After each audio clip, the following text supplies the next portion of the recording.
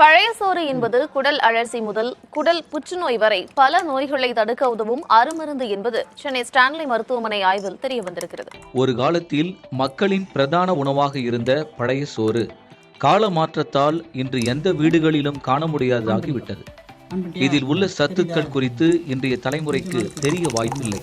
பழைய சோற்றின் மகத்துவம் சமீபத்திய ஆய்வின் மூலம் தெரிய வந்துள்ளது.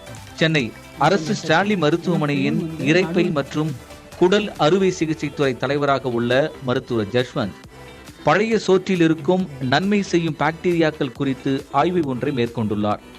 அதன் ஆய்வு முடிவுகள் சுவிட்சர்லாந்தைச் சேர்ந்த பயோ மாலிக்யூஸ் என்ற சர்வதேச ஆய்வுதழில் கடந்த மார்ச் 13ஆம் தேதி வெளியிடப்பட்டது. பழைய சோறு என்று நாம் கூறும் நொதித்த சோற்றில் உடலுக்கு தேவையான 200க்கும் மேற்பட்ட அத்தியாவசிய மூலக்கூறுகளும் ஏராளமான நல்ல பாக்டீரியாக்களும் கண்டறியப்பட்டுள்ளன.